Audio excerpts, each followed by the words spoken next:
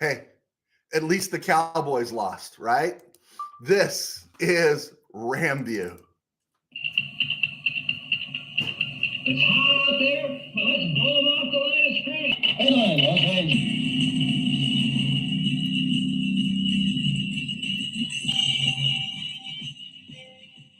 Live from the Ram Cave, I'm Joe Trosian, and this is RamView, the January 15th, 2024 edition, brought to you by Kistler Law Firm. Injured in an auto accident, need help, got questions, call Kistler Law at 661-206-6990. That's Kistler Law at 661-206-6990. And check out KistlerLawFirm.com. That's one word, KistlerLawFirm.com. Kistler Law, they've been fighting for you since 92. And by Temple City Auto Repair, having some auto issues, get yourself some John and Henry at TempleCityAutoRepair.com. And of course, by Granite Ridge Christian Camp, a place where your life can change. Cowboys lost, which kind of helps me in my Rams situation. It's like a vaccine, right? The Cowboys' loss at home didn't keep the Rams from losing in Detroit, but it severely shortened the pain and suffering, right? I'm a bitter person when the Rams lose, and so I'm always looking for some cheap shot to take. And so it was mild comfort. It didn't take away from my grief, but it was mild comfort to know the Cowboys lost. So the Rams lost to the Lions 24-23, and let's just pick it up. And the layout of the show this morning will be a little bit different. I'm on earlier, right? I don't expect to have a huge crowd today, but let's just get going. So first of all, are we done with the Dan Campbell talk now, right? How he's just something akin to a meathead, that he doesn't know what he's doing talk, right? This was why I wanted to go to Dallas. That team, that organization, that city was ready to play, and it's centered around Dan Campbell. He comes off alpha male. He comes off more Kirk than Picard. But you know what? That dude knows how to coach football. He made bold plays. Here's the interesting thing. That disaster in Dallas that the refs stole from them, and we have to have a conversation about how people are always saying, hey, that didn't cost us the game. You know, don't let it be one play. It's becoming a little too ubiquitous, a little too much routine here. It's a little too much low-hanging fruit that everyone goes to. Refs didn't cost us the game. Well, the refs stole the game from Detroit and Dallas, and he kept going for it, even instead of kicking the extra point. And everyone was saying, oh, what a meathead, what a meathead. The thing about Dan Campbell is this is the attitude that built that team up. And the game-clinching pass to Mon St. Brown, that right at the 2-minute warning break, that was gutsy. That's the kind of stuff that has put Detroit over the top. That's why his players believe in him.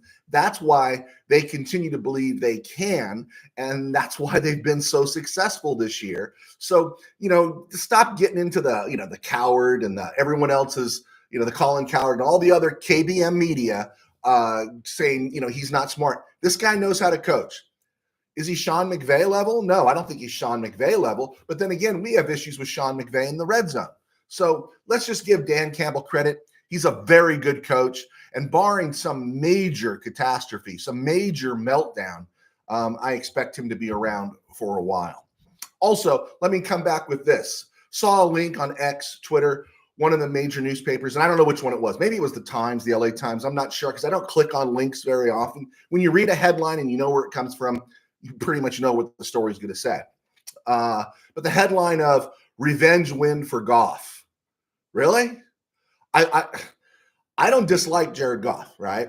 But I saw an okay to good quarterback. He can be a good quarterback.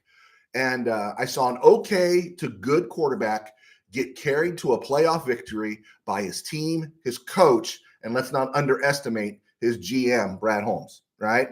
That's how he got carried, right? The Rams were 1 point away with basically Matthew Stafford performing miracles. I don't dislike Jared Goff. I'm happy for the Lions. I'll be rooting for the Lions going forward, honestly. I will be rooting for the Lions. But Goff can't carry Matthew Stafford's jockstrap, to borrow a phrase back in my day.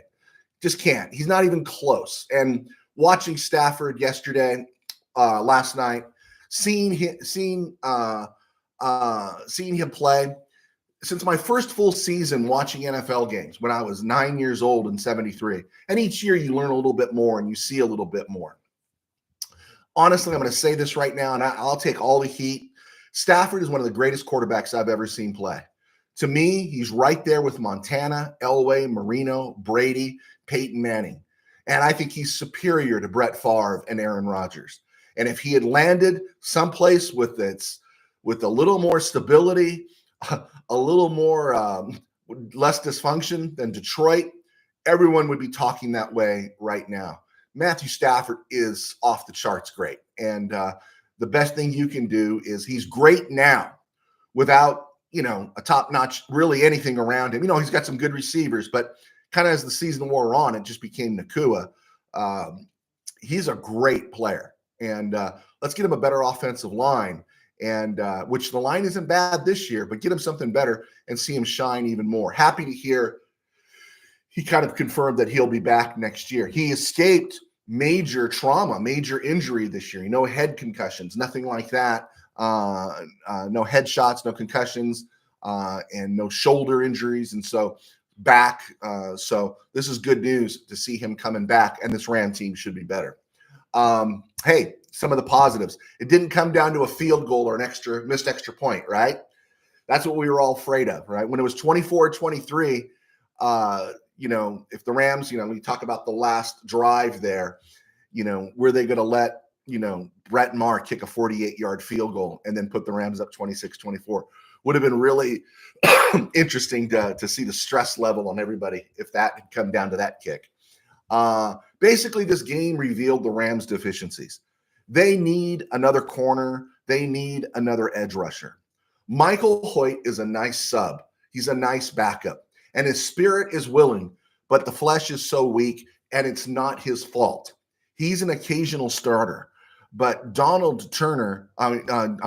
Donald, Kobe Turner. I want to make sure I'm always emphasizing Turner because I keep calling Kobe Turner Kobe Durant.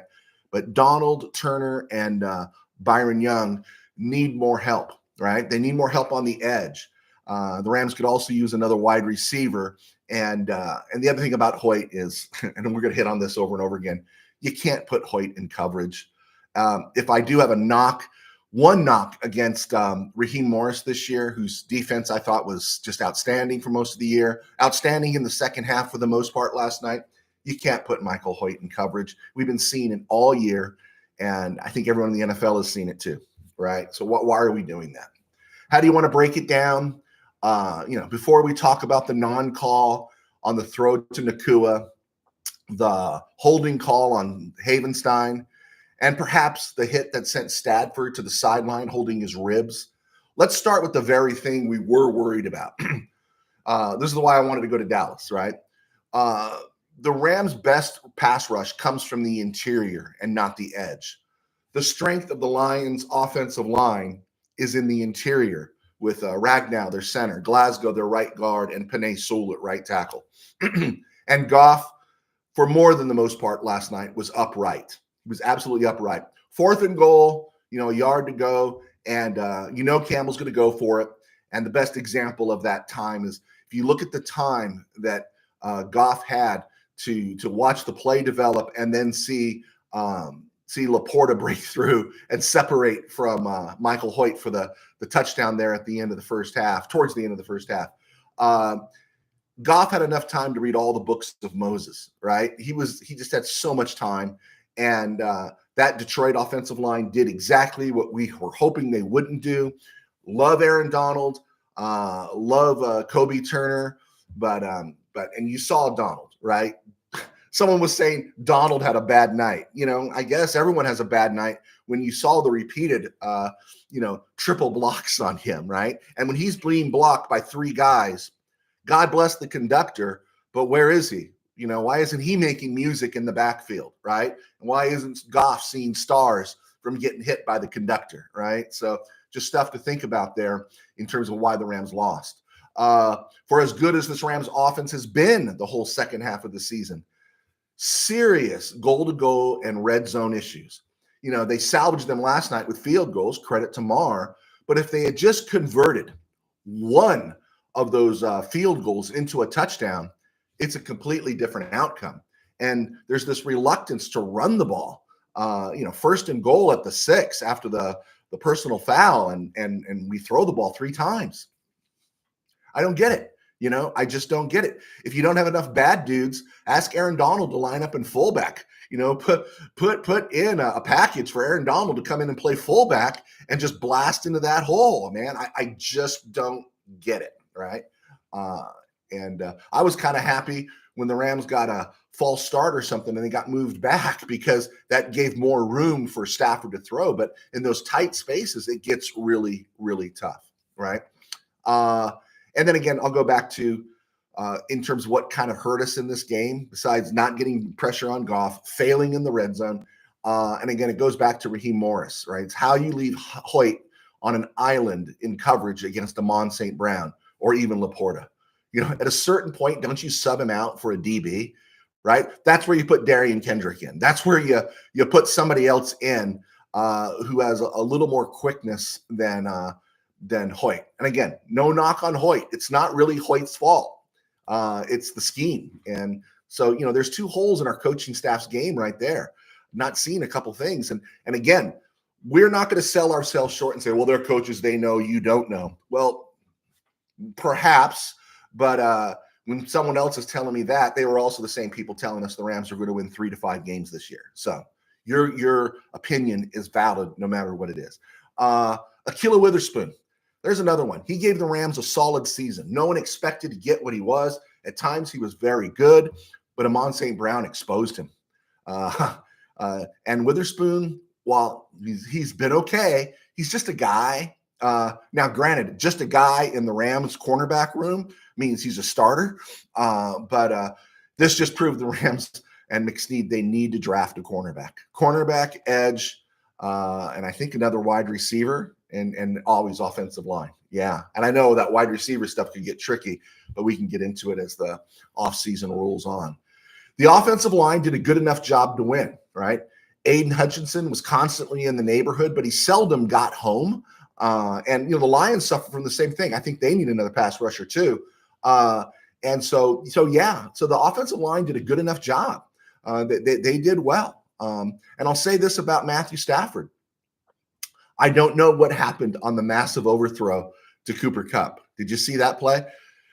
I think Stafford's one of the greatest of all time, but that one where Stafford showed great maneuverability in the pocket, moved around, stepped up, and he had Kupp wide open. I don't know what happened on that one. I don't think that was a game changer so much, but, well, maybe it could have been.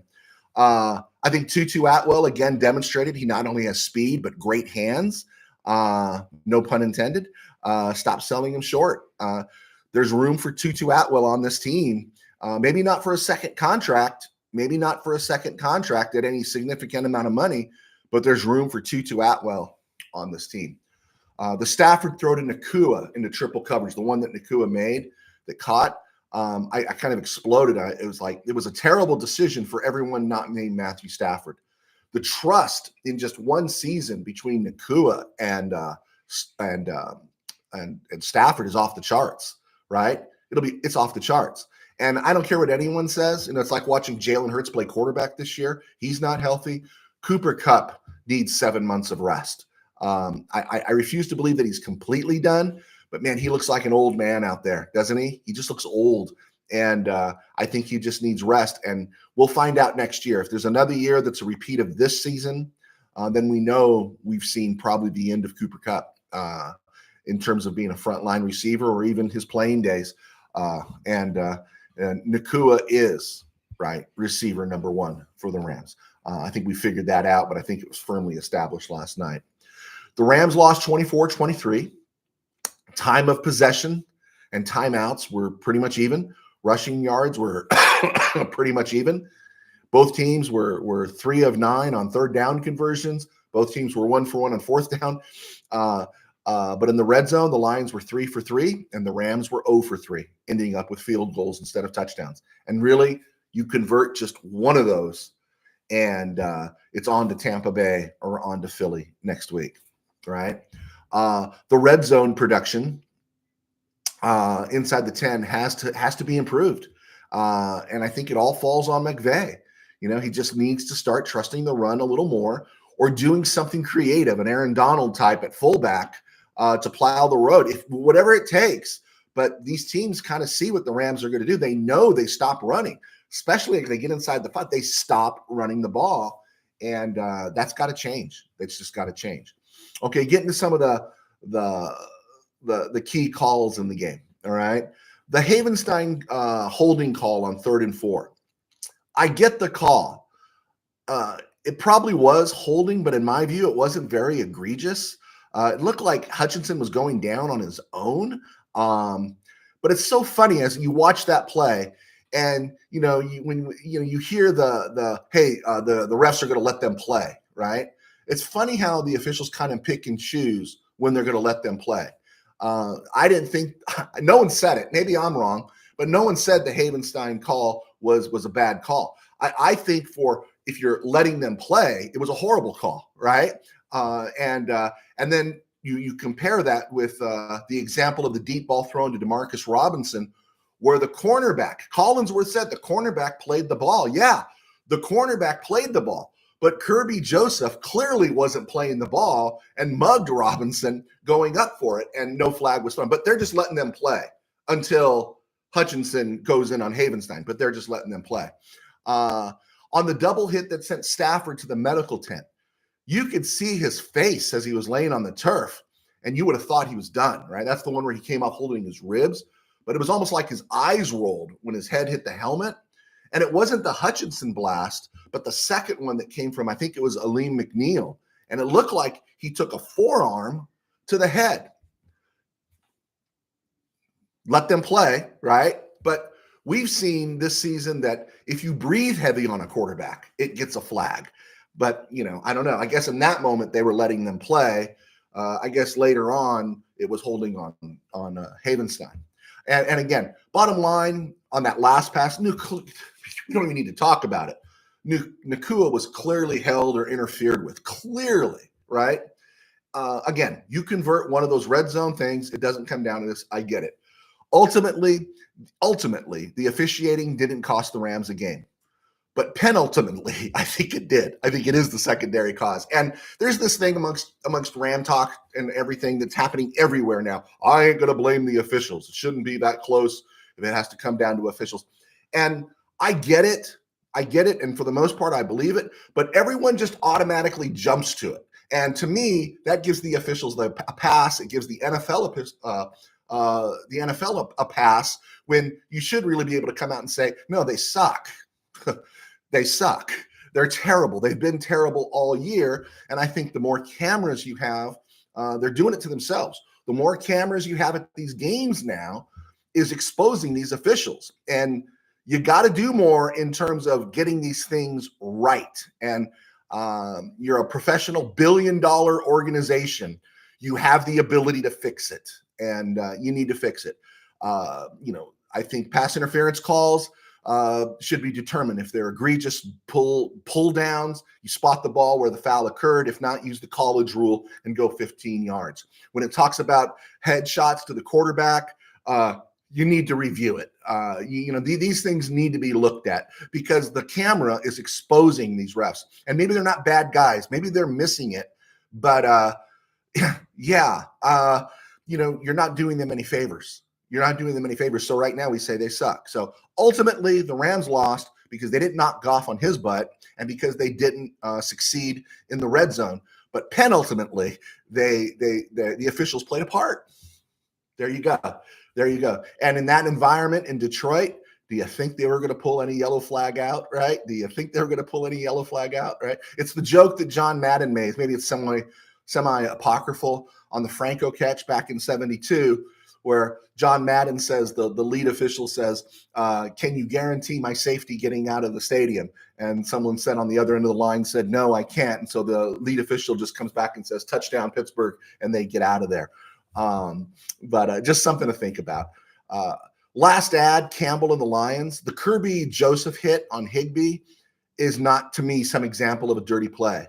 And to go there for Ram fans, now Detroit's a dirty team, that's the lowest hanging fruit for Rams fans to take. I just think it's Come on, let's not go there. Joseph is 6'1", 203.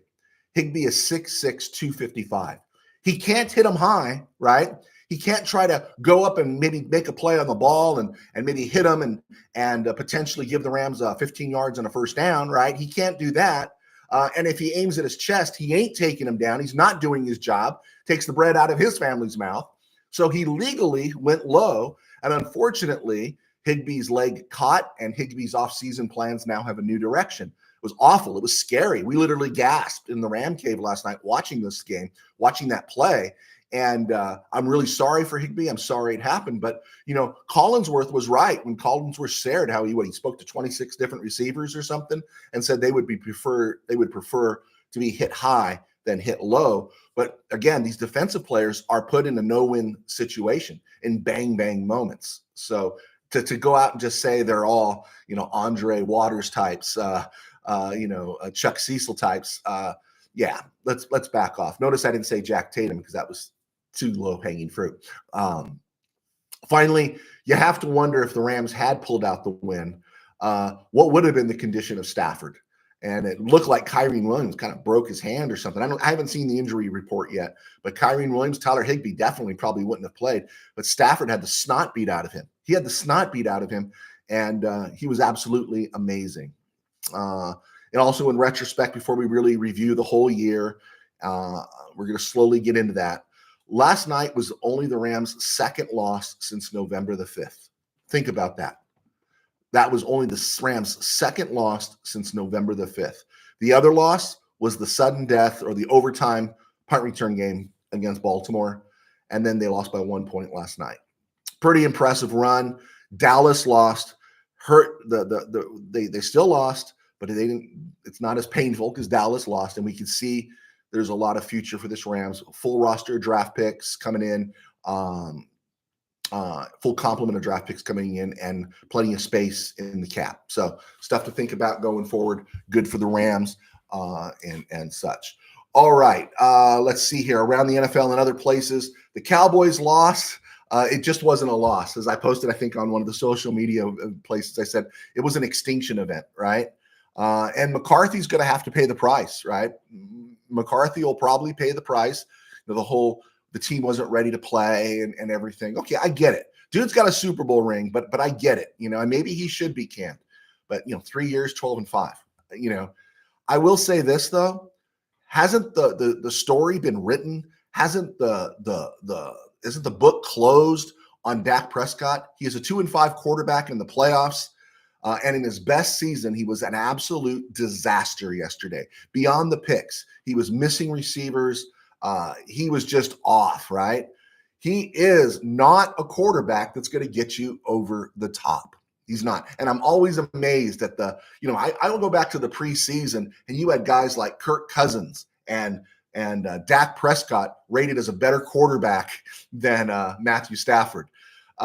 Dak Prescott is a ceiling guy. I don't think he's as good as Jared Goff, and they're paying him next year 59 rocks to be their quarterback. It's his last year. He'll be turning 31.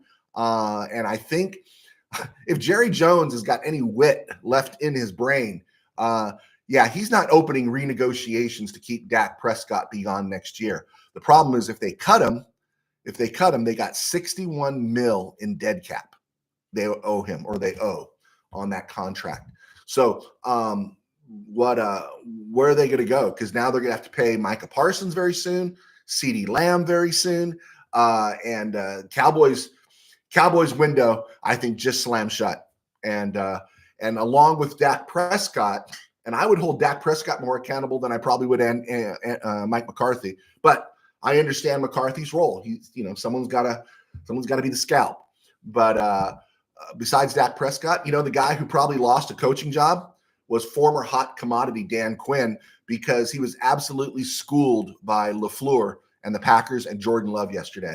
Have you ever seen receivers as wide open as those Packer receivers were yesterday? I've never seen it.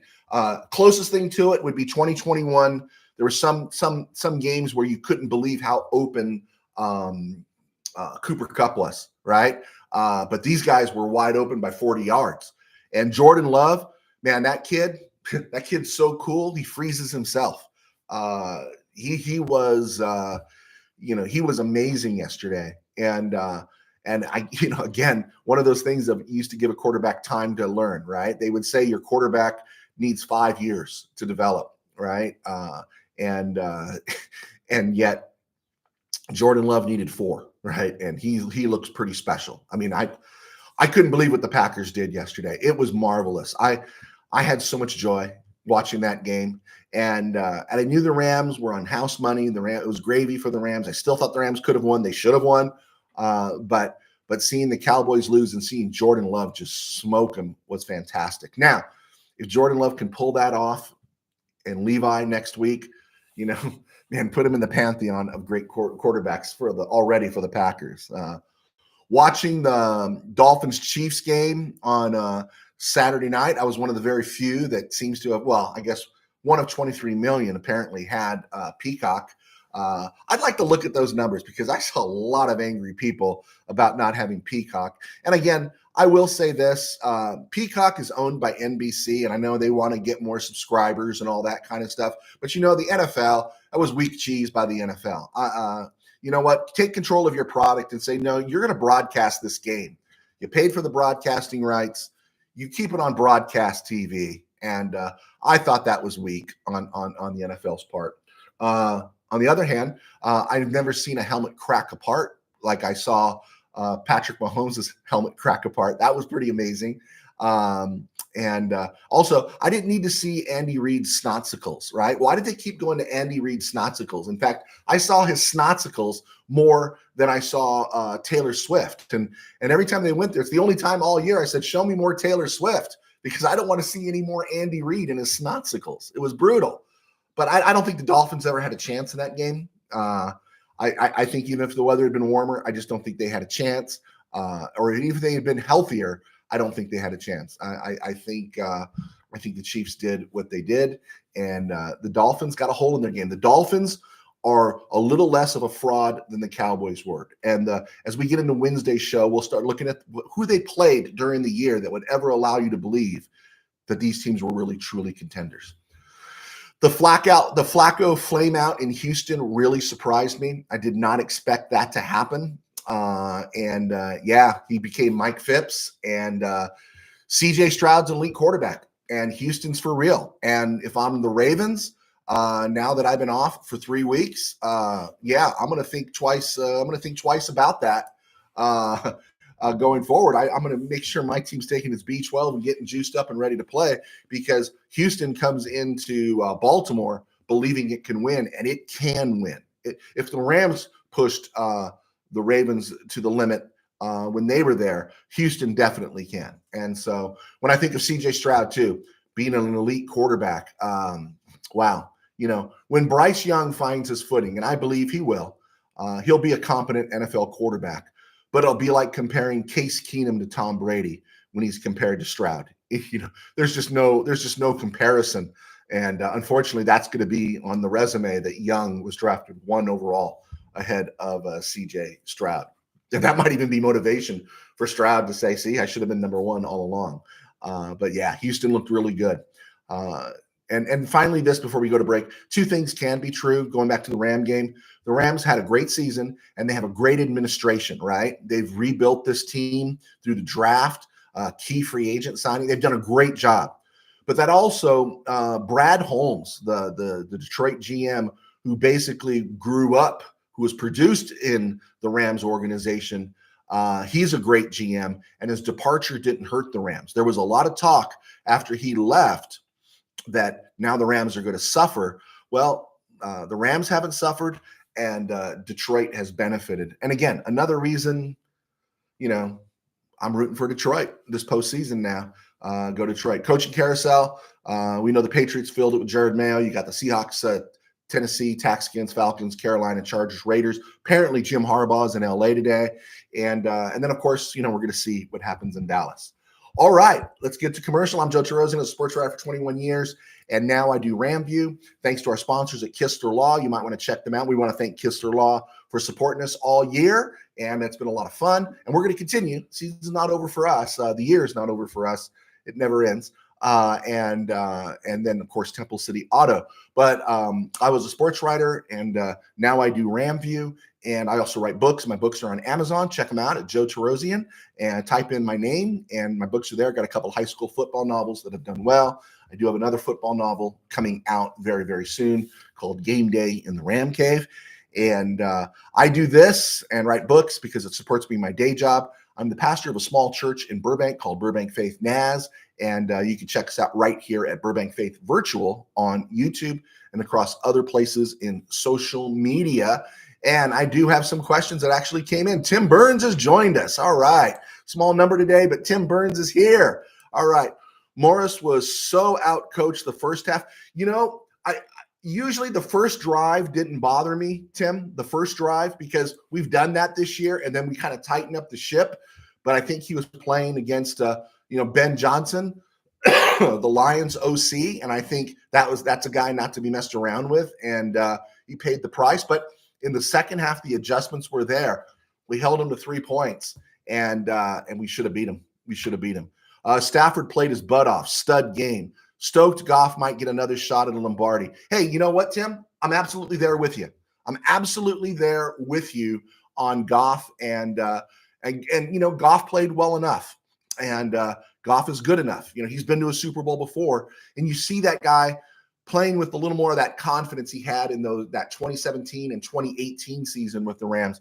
And so I don't have animosity towards Goff. And I thought the Rams were really classy last night. I thought, again, McVay, if it's just that he knows how to work the podium, he just gave praise to them and wasn't bitter or anything like that. So that was cool to see. But good for you. Goff's your guy, right? How do we use Heck moving forward?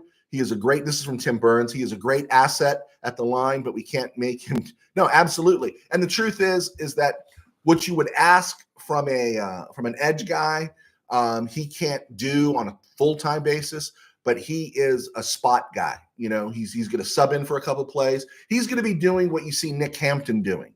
And stuff. He should be subbing in for a few plays, maybe some obvious passing downs. You can maybe, if you have some more depth on the edge, you could flex Hoyt back to the interior a little bit, 6'5", 310, and stuff. And so I think that's something you do for Hoyt. But I just think he's exposed as a 50 to 70 snap a game starter. I just think he is. And again, God bless him. Undrafted free agent out of Brown.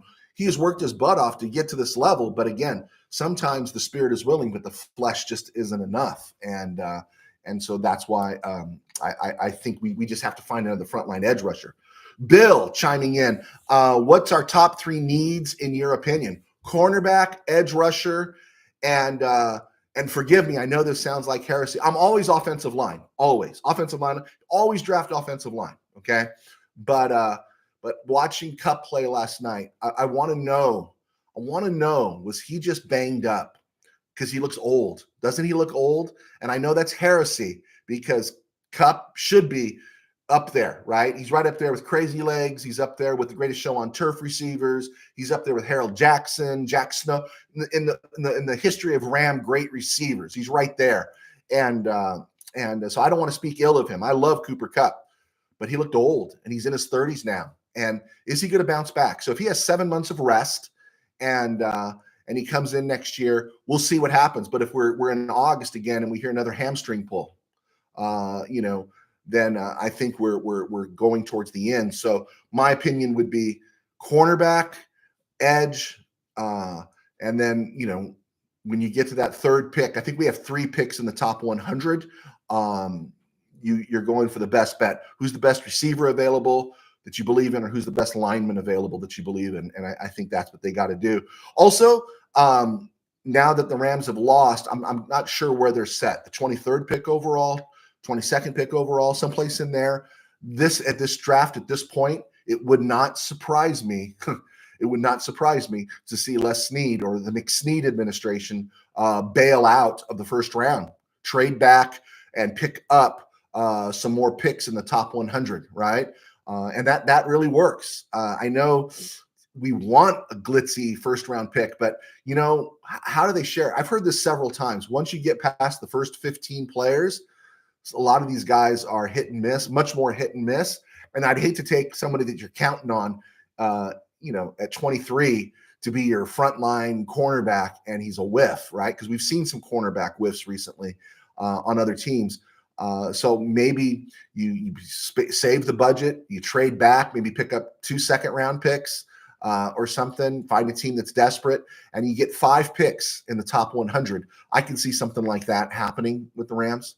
That's how I see it. Tim Burns, I think Kupp is banged up because he didn't seem to be even targeted in the first half. I definitely think he's banged up. All right, Steve Ramirez, 19th or 20th. Oh, really? The last time I looked at one of the sites, it projected the Rams at 21 to 23. But if the Tampa Bay wins, it's 19th. Okay. Again, that's a pretty valuable pick. And, we just got to trust McSnead. But the one thing about that is that don't be surprised. And I think there's going to be a riot if the Rams, you get to, and the Rams are on the clock, or we get to pick 17 and you hear Rich Eisen say, there's a trade being announced. The Rams have moved back to the 28th spot in the first round. And they pick up a pick, and then you're going to get to the 26th pick. And then as the 26th pick's being announced by the commissioner, we do have a trade. The Rams have made a trade. They've moved back to the 40th pick and collected more draft picks. That stuff wouldn't surprise me going forward. I did have a question come up, and someone asked me what I thought of commercials, because someone felt it was like a preview of Super Bowl commercials last night. I didn't think so. The only one that really bugs me about these commercials that you see is it's the Best Buy commercial for the TV, and there's a husband and wife, right? And the wife's drinking her coffee out of a football mug, and the husband is this passive delta. He's not an alpha male for sure. He looks more European than American. He's so soft. He goes, honey, do you think you're kind of overdoing it with football? And she goes, what do you mean? Like she's the dude and drinking the mug of coffee. The husband is some soft guy, and I just hate that representation. And I can tell you this, and this is going to sound very misogynistic, in my life and over my time in sports, I've known maybe 2 or 3 women who really knew how to talk football, And I've never met a woman who's absolutely over the top obsessed for football. I just haven't. I'm sorry. I've also been in the press box at some of these events with some next to, and been on the field next to some kind of famous people. My honor to be on the field there, but more successful than I am. Great, good to them.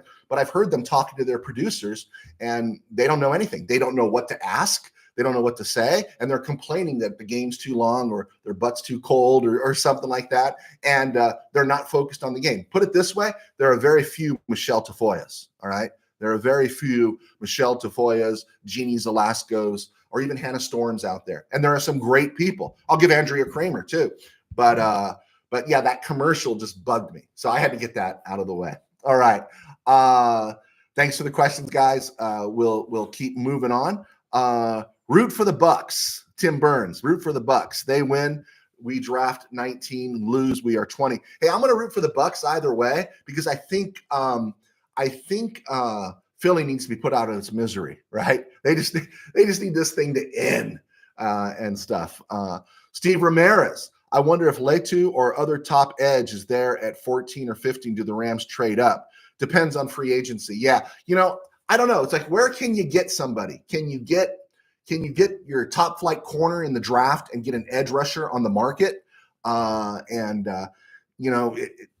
leave it to McSnead, but those are the needs that have to be filled. And then, of course, you're talking serious bucks to re-sign Kevin Dotson. Serious bucks to re-sign that guy. 17 rocks for a guard.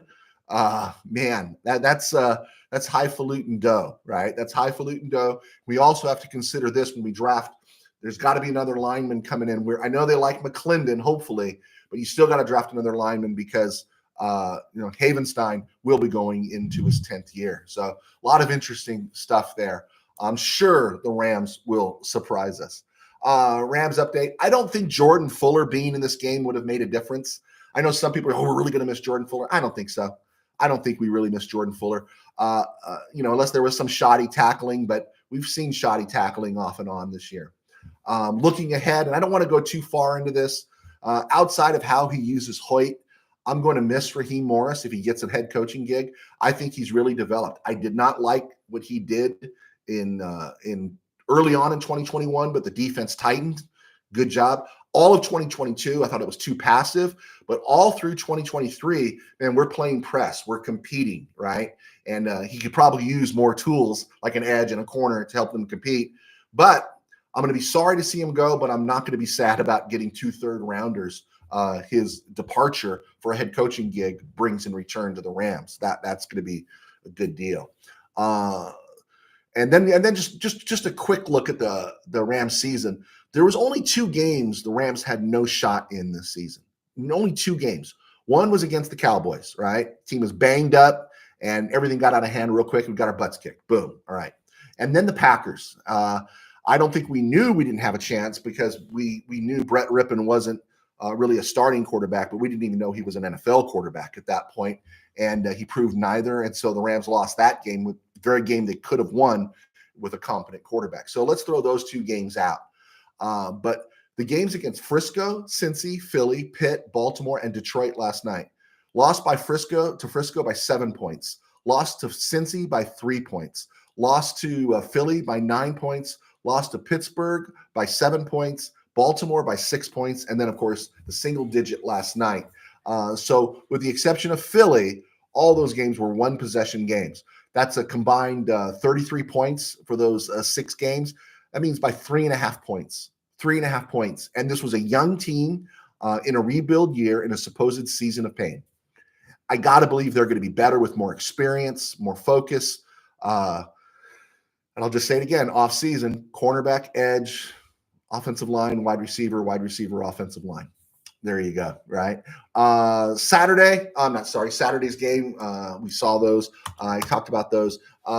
Sunday's game, Steelers-Bills. I was kind of happy it was moved to today because now I get to see it. But I wasn't going to go live at 3:30 or in the afternoon because, yeah, that just would have been ridiculous, right? That's, yeah, that doesn't work to try to compete against the NFL. I think the worse the weather is, the better it is for the Steelers, even though Buffalo's used to it, but it slows the track and it's kind of even. You know, anyone can cough up the ball, and it's still going to be pretty blistering bad weather today, if that's a fair enough description. Pittsburgh leads the postseason series 2-1. There's no TJ Watt, but they got good running backs, and so it'll be interesting to see. I'm still leaning Buffalo like 12-10. I think I described the weather conditions as something similar to Ice Station Zebra, and it probably will be. But Pittsburgh has, they can run the ball, and it'll be interesting to see. But I'm leaning Bills in this game. And then Tim Burns brought it up: Eagles, Buccaneers. I got Tampa Bay 27-17. Tampa Bay hasn't played really well down the stretch, and Baker Mayfield's banged up. But the Eagles, right? The Eagles just don't look right? And so. I do want to see the Buccaneers win this game. That'll be interesting and stuff. But I think they should pull it out. All right. Real quick, Tim Burns, plug your ears. On this date, January 15th, 1991, the Rams hired Jeff Fisher as defensive coordinator. There you go. Also, on this day in 2005, the Rams lost. After they beat Seattle in the wild card round, they lost the divisional playoff to Atlanta, 47-17. In Atlanta, Michael Vick had a big game, and it was on a Saturday. And that was the Rams' last playoff appearance until the 2017 season, when guess who they played? The Atlanta Falcons. So something pretty interesting there. On this day in tomorrow in 2021, it is the anniversary of the passing of John Arnett, Jaguar John. He passed away at the age of 85. USC standout, had some nice years with the Rams. And of course, it is the anniversary of the greatest show on turf's run to the Super Bowl. On this day in 2000, or tomorrow on January 16th, 2000, they beat the Vikings 49-37. That score is not indicative. It was kind of a blowout, and I think it was Jeff George engineered some late touchdowns to make the score look good, kind of like what the Packers and the Cowboys did yesterday. That game was a 48-16 game, and they got some late scores to sweeten the deal and stuff, but it was never really a contest. So, all right, I think we got it in. All right. Stone Group, my man. All right. Hey guys, thank you so much for clicking on. Sorry. Dotson in his sunglasses. Look, GQ smooth, Tim Burns. Thank you, Tim Burns. He did. And I'm sorry, Tim Burns, I mentioned Mr. Fisher to you. If you guys have any questions, feel free to shoot another one. I notice we do have some live viewers, but I'm going to get ready to roll here. I still, usually what I do for some of you that know me is I do my church work first, and then I do RamView. But because it's a holiday, and then also the game switch, that's why we moved it to here. So yeah, folks, thanks for clicking on. USA expat, gracias, ciao. Thank you so much. Please, guys, I will say this: stick with me, huh? I know there's a full expectation. We used to see this in the newspaper business when football ended. All the interest really kind of went away. But we're going to be here Monday, Wednesday, Friday as best we can every week. And we're going to be talking off season, and we're going to be talking draft and free agency. And I want to get to a point maybe after the Super Bowl. I want you to send me your mock drafts. Send to me. I'll read them, and then I'll post them on my website. My website's down right now, but we'll post them on my website, and we'll keep track of everyone's mock drafts, and you can change them and everything going forward. It'll be a lot of fun. It is a fun time of year and stuff. And what we have to also do is we have to come together and create enough bad mojo for the 49ers, right? Because we're sorry the Rams lost, happy the Cowboys lost, and we're going to be elated when we see the frustration of a Frisco failure this postseason. Wouldn't that be marvelous? So thanks a lot, guys. Tim Burns, how's my wife? My wife is doing well. She's actually back to driving her car, and they're scheduling her in about a week to go back to work on a modified schedule.